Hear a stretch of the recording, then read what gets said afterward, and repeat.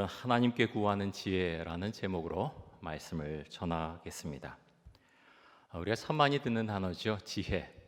굉장히 많이 듣고 또 성경에서 많이 우리가 접하게 되는 단어입니다. 사전에 찾아보니까 지혜라고 하는 이 단어의 뜻이 이렇습니다. 한번 보여주시죠. 사물의 이치나 상황을 제대로 깨닫고 그것에 현명하게 대처할 방도를 생각해내는 정신의 능력. 좀 복잡하죠. 좀 뜻이 복잡합니다. 잘 생각해 보십시오.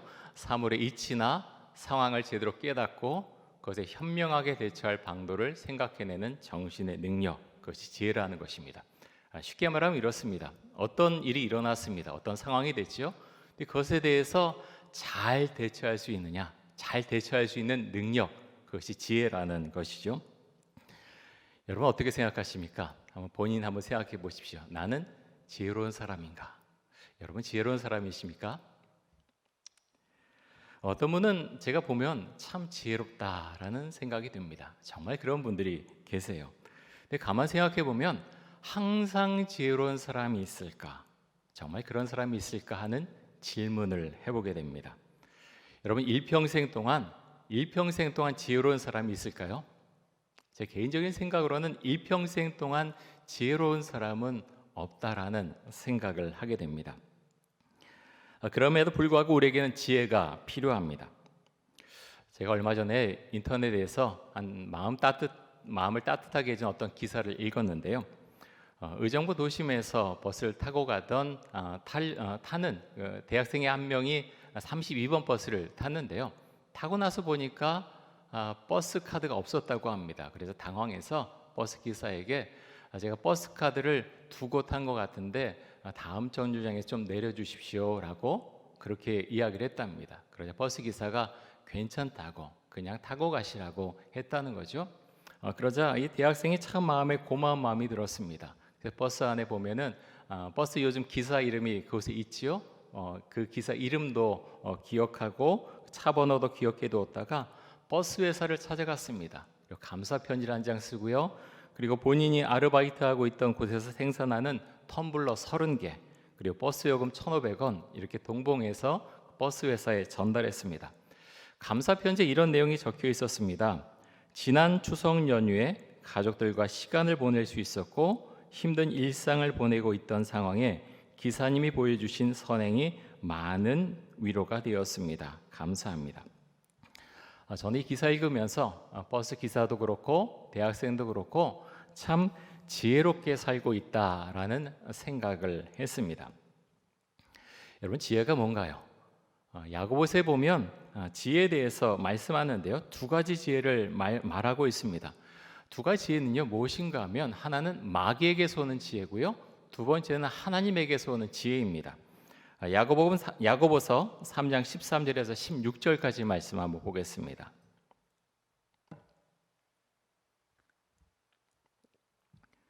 너희 중에 지혜와 총명이 있는 자가 누구냐?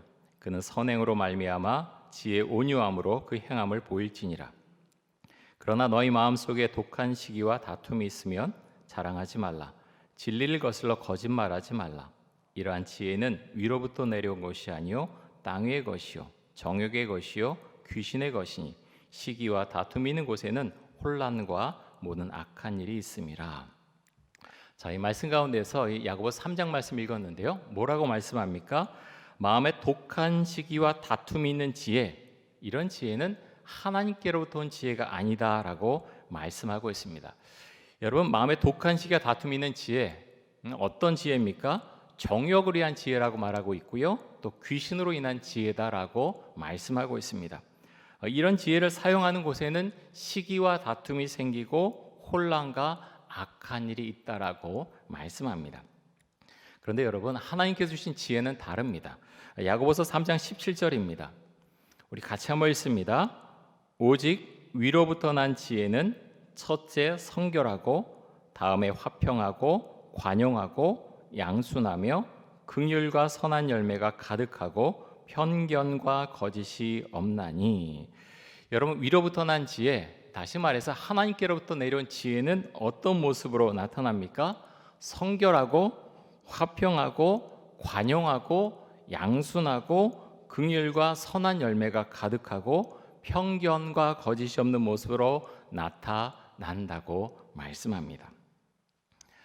성경에는 지혜라는 단어가 정말 많이 나오죠. 제일 먼저 지혜라는 단어가 등장하는 곳이 창세기 3장 6절인데요. 여기 보면 이렇게 말씀합니다. 여자가 그 나무를 본즉 먹음직도 하고 보암직도 하고 지혜롭게 할 만큼 탐스럽기도 한 나무인지라. 여자가 그 열매를 따먹고 자기와 함께 있는 남편에게도 주매 그도 먹은지라. 자, 여기서 사용된 이제 지혜라는 단어는요, 탐욕과 연결되는 지혜죠. 우리가 이 말씀에 보면 이런 질문 해보게 됩니다. 과연 우리는 이 말씀에서 자유로울 수 있을까? 하와가 뱀의 유혹을 받지요. 그 유혹에 넘어가서 선악과 열매를 따먹습니다. 먹음직도 하고 보암직도 하고 지혜롭게 할 만큼 탐스러운 나무의 열매를 따서 먹지요. 예수님을 믿고 살아가는 우리는 어떻습니까? 이렇게 세상 살아가면서 우리가 볼 때 참 보암직도 하고 먹음직도 하고 지혜롭게 할 만큼 탐스럽기도 한 그 나무의 열매를 우리는 따먹으면서 살고 있지는 않습니까? 하와는 머리로는 알고 있었지요. 이 열매 따먹으면 안 돼라고 하는 것을 머리로는 잘 알고 있었습니다. 하지만 마음이 그렇지 못했지요. 뱀이 유혹했을 때 그 유혹에 넘어갑니다. 현대화된 정말 편리한 이 서울에서 사는, 또 어려움도 있지만 그래도 전 세계 비춰서 보면 우리나라 참 잘 살고 현대화되어 있지요. 이곳에서 살아가는 우리는 이런 유혹에서 먹음직도 하고 보암직도 하고 지혜롭게 할 만큼 탐스러운 나무의 열매, 그런 열매가 사실 우리 주변에는 너무나 많습니다. 유혹의 순간이 너무나 많다는 거죠. 여러분, 성경에 지혜라는 단어가 참 많이 나오는데요, 지혜 그러면 떠오르는 한 사람이 있습니다. 누굴까요? 누구죠? 누구 생각이 나시죠? 누굽니까? 솔로몬이죠. 솔로몬. 지혜 그러면 솔로몬이 바로 생각이 납니다. 하나님께서 그에게 물으시죠. 너에게 내가 무엇을 줄꼬? 무엇을 주면 좋겠느냐라고 물으시니까 솔로몬이 이렇게 대답하지요. 주의 백성을 재판할 수 있는 지혜를 주십시오. 주의 백성을 재판할 수 있는 지혜를 주십시오라고 답변을 합니다. 하나님께서 그 답변을 굉장히 좋게 여기셨죠. 그래서 솔로몬이 구한 지혜롭고 총명한 마음도 주셨고 구하지 않은 부귀와 영광까지 주셨습니다. 하나님께 지혜를 받은 솔로몬은 정말 탁월하게 왕으로서 그 역할을 감당하죠. 이스라엘을 강대한 나라로 만들었고 부귀와 영광을 누리며 살았습니다. 그런데 솔로몬이 가진 지혜, 부귀, 영광, 그것이 불행하게도 솔로몬을 교만하게 만들었습니다. 솔로몬은 이방 나라들의 왕족들을 자신의 부인으로 맞아들였고 그들이 갖고 들어온 우상까지 함께 섬기게 되는, 하지 않아야 될 행동을 하게 됩니다. 여러분, 지혜는 도대체 뭘까요? 가장 지혜로웠던 솔로몬 왕, 그 지혜를 가진 솔로몬 왕도 삶이 다 무너져 내렸는데 솔로몬에게 어떤 문제가 있었던 것일까요? 오늘 우리가 보는 야고보서 1장 말씀에 그 해답이 다 들어가 있는데요. 야고보서 1장 5절 말씀 보겠습니다. 우리 같이 한번 이 말씀 읽겠습니다. 너희 중에 누구든지 지혜가 부족하거든 모든 사람에게 후히 주시고 꾸짖지 아니하시는 하나님께 구하라. 그리하면 주시리라. 여러분, 우리가 지혜가 부족하면 어떻게 해야 된다고요? 어떻게 합니까? 하나님께 구하라. 구하라는 것이 무슨 말입니까? 기도하라는 것입니다. 기도하라. 지혜가 부족하다 생각되면 하나님께 기도하라는 거죠. 그럴 때 우리에게 지혜를 주신다고 말씀하십니다. 그런데 이 말씀에 보면요, 하나님의 두 가지 속성이 나와 있어요. 무엇인가 하면 하나님은 이렇게 지혜를 구한 사람에게 후히 주시는 분이시고요, 또 하나는 꾸짖지 않으시는 분이시다라는 겁니다. 그래서 우리 마음에 그런 마음이 들 수 있어요. 내가 뭔데 지혜를 구하나, 그냥 좀 잘 살면 되지. 그렇지가 않고요, 하나님은요 그렇게 구할 때 꾸짖지 않으시고 후하게 주신 분이라고 분명히 말씀합니다. 그래서 여러분, 우리가 지혜를 구해야 됩니다. 세상에 누구보다도 지혜로웠던 솔로몬이 왜 그렇게 타락하게 된 것일까요? 이방의 여인들로 인해서 우상을 섬기게 된 솔로몬은 분명히 기도하지 못했을 것입니다. 기도하지 않았겠지요. 기도하지 않는 자에게 하나님께서는 지혜를 더 이상 주지 않으십니다. 지혜는요, 한번 받아서 내 안에 머물러서 평생토록 가는 것이 아니라 하나님과의 교제가 끊어지면 하나님께 기도하지 않는 자에게는 지혜가 끊어지게 됩니다. 우리가 또 하나 주목해서 봐야 될 말씀이 하나 있는데요. 야고보서 1장 6절입니다. 우리 이 말씀도 같이 한번 읽습니다. 오직 믿음으로 구하고 조금도 의심하지 말라. 의심하는 자는 마치 바람에 밀려 요동하는 바다 물결 같으니. 자, 오직 어떻게 기도라고 했습니까? 믿음을 가지고, 의심하지 말고 믿음을 가지고 기도하라라고 말씀합니다. 그래서 여러분, 우리가 하나님께로부터 오는 지혜를 얻기 위해서 어떻게 해야 됩니까? 믿음을 가지고 의심하지 말고 하나님의 지혜를 위해서, 그것을 위해서 우리가 기도해야 된다는 것이죠. 믿음을 가지고 지혜를 구하면 지혜를 주시지만, 의심하는 마음을 가지고 지혜를 구하면 지혜가 하나님께로부터 오지 못한다라는 것이죠. 어느 글에 보니까 의심을 이렇게 설명을 했습니다. 의심은 아무리 부어도 물이 차지 않는 밑 빠진 항아리와 같다. 여러분, 너무 잘 설명하지 않았습니까? 의심이요, 어떤 것인가 하면 아무리 부어도 물이 차지 않는 밑 빠진 항아리와 같다.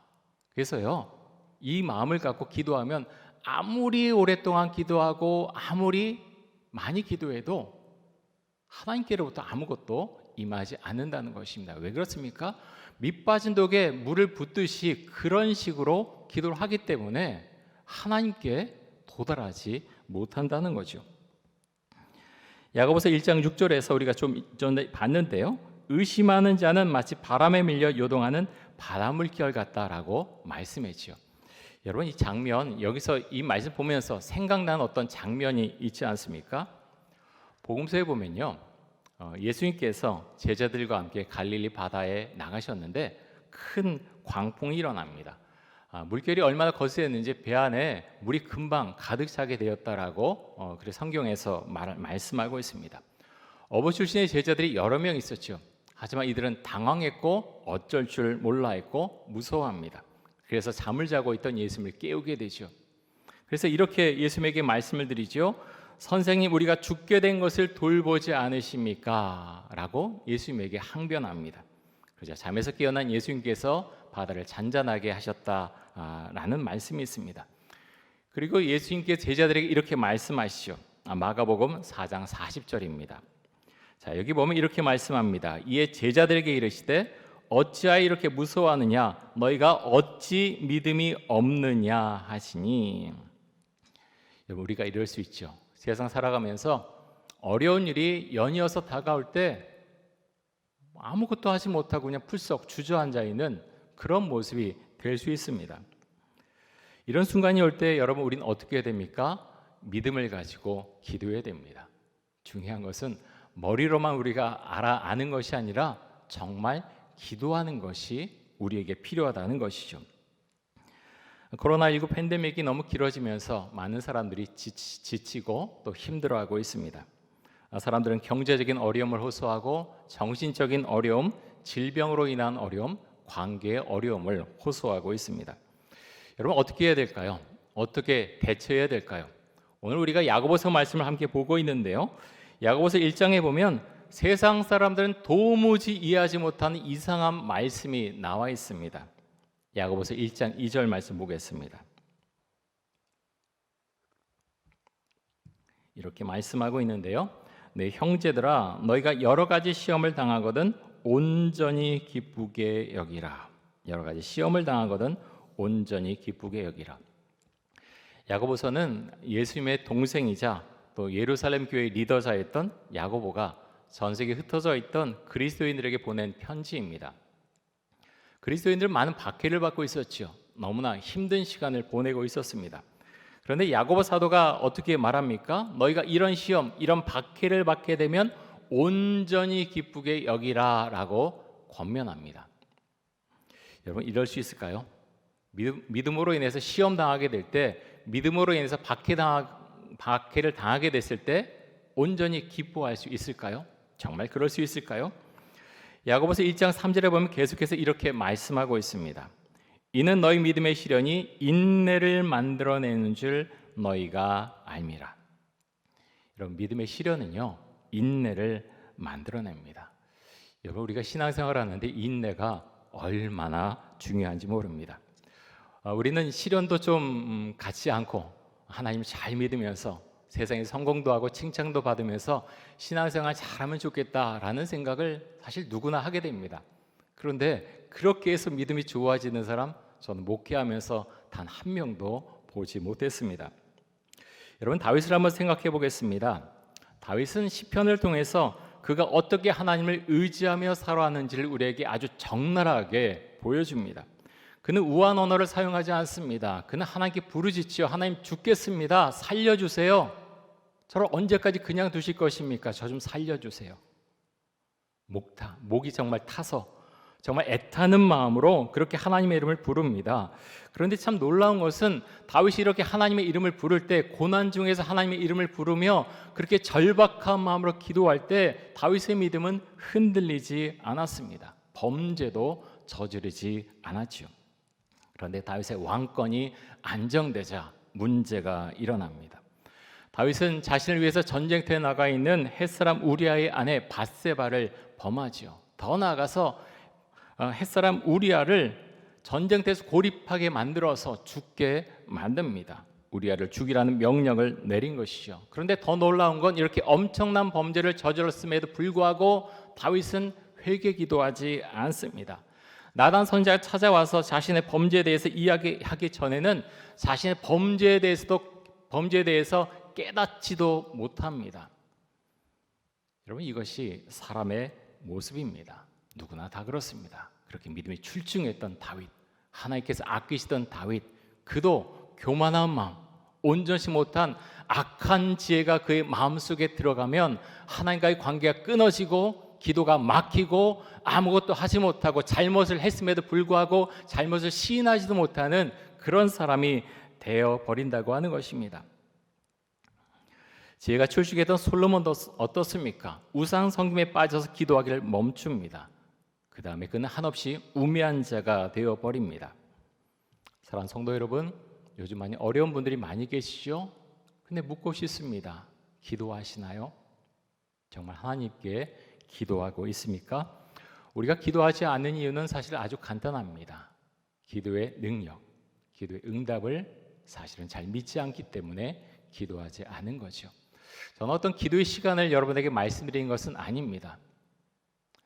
하나님과 깊이 교제하면 더 기도하게 되겠지요. 그런데 살아가면서 우리가 정말 기도의 힘을 믿고 기도하느냐 하는 것입니다. 응답에 대한 불신과 의심이 우리 마음속에 깊이 자리 잡고 있지는 않습니까? 그렇지 않다면 반드시 어떤 사람이든 기도하게 되어 있습니다. 정말 기도하겠죠. 왜냐하면 하나님께서 내 기도를 들으시고 응답하신다는 것을 정말 믿기 때문에 그 사람은 기도하게 됩니다. 찰스 스윈돌 목사님께서 지혜를 이렇게 설명하셨습니다. 지혜란 하나님의 관점에서 인생을 보는 능력이다. 참 멋있지 않습니까? 지혜란 하나님의 관점에서 인생을 보는 능력이다. 여러분, 어떻게 하나님의 관점에서 인생을 볼 수 있는 능력이 생길 수 있을까요? 두 가지를 말씀드리겠습니다. 늘 말씀드리던 것인데요, 두 가지가 있습니다. 첫째는 성경 말씀 읽어야 되고요, 그 읽은 말씀을 가지고 기도해야 됩니다. 그렇게 할 때 하나님의 관점에서 나의 인생을 들여다 볼 수가 있는 것입니다. 야고보서 1장 5절에서 8절까지 다시 한번 보겠습니다. 제가 읽을 때 참 내용을 좀 깊이 한번 생각하시면서 따라오시기 바랍니다. 너희 중에 누구든지 지혜가 부족하거든 모든 사람에게 후히 주시고 꾸짖지 아니하시는 하나님께 구하라. 그리하면 주시리라. 오직 믿음으로 구하고 조금도 의심하지 말라. 의심하는 자는 마치 바람에 밀려 요동하는 바다 물결 같으니 이런 사람은 무엇이든지 죽기 얻기를 생각하지 말라. 두 마음을 품어 모든 일에 정함이 없는 자로다. 의심하면서 기도하지 말라는 거죠.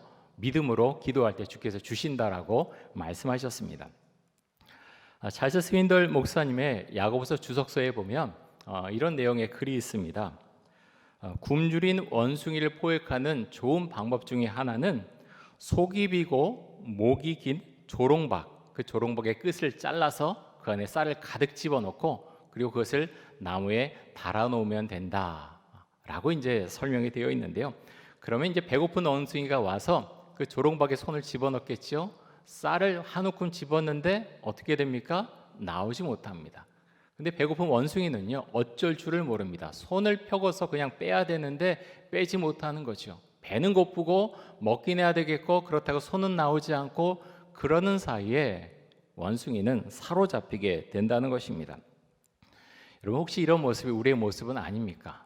조롱박에 손을 집어넣고서 뭔가를 꽉 움켜쥐고 하나님은 놓으라고 말씀하시는데 놓지 못해서 어쩔 줄을 모르면서 있다가 그렇게 세상에 끌려다니는 그런 모습으로 혹시 우리가 살고 있지는 않습니까?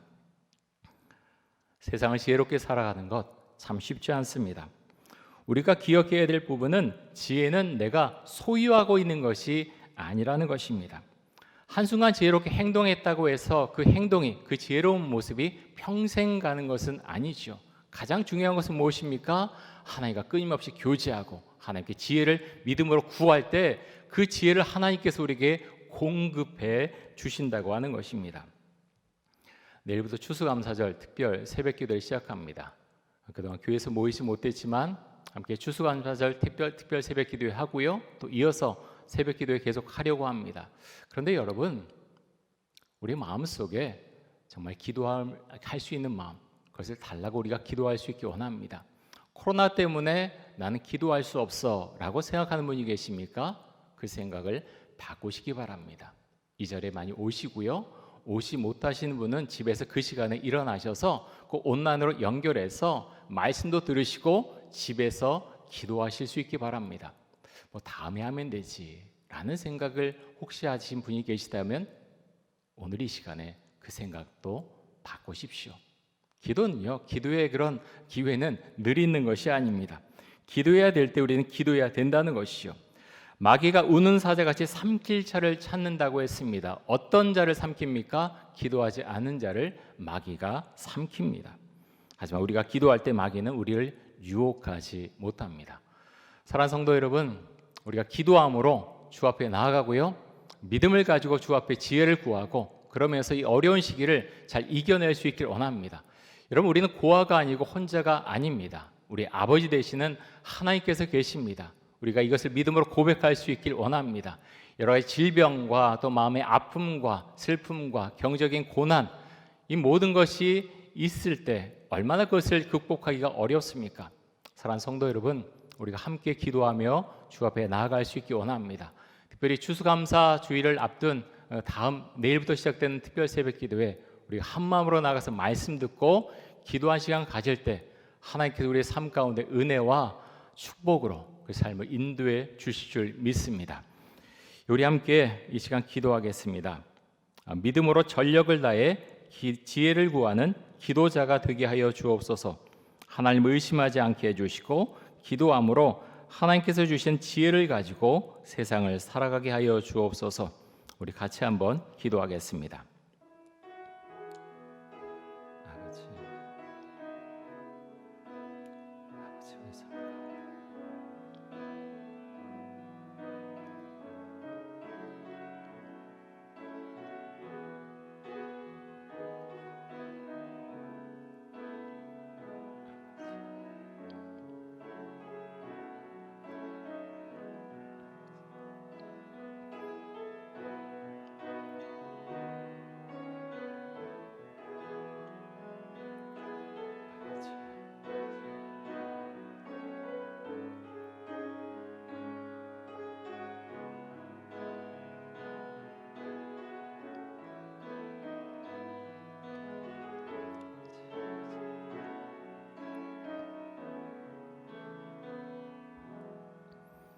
사랑의 주님, 우리가 정말 지혜로운 사람들이 될 수 있기 원합니다.